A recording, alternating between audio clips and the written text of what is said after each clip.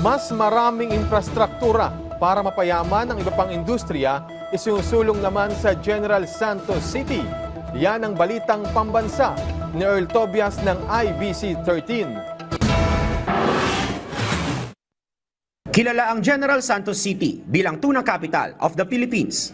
At si Marlon, isa lamang sa libo-libong vendors na ilang dekada ng bahagi ng tuna industry sa probinsya.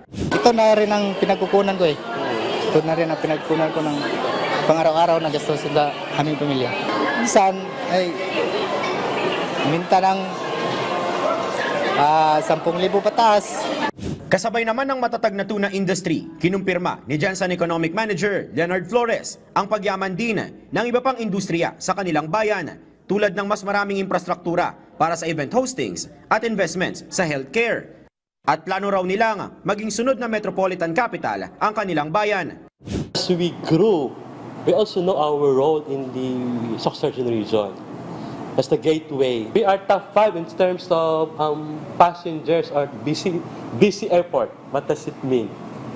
So we are really making justification. We justify our being a gateway of Southern Philippines.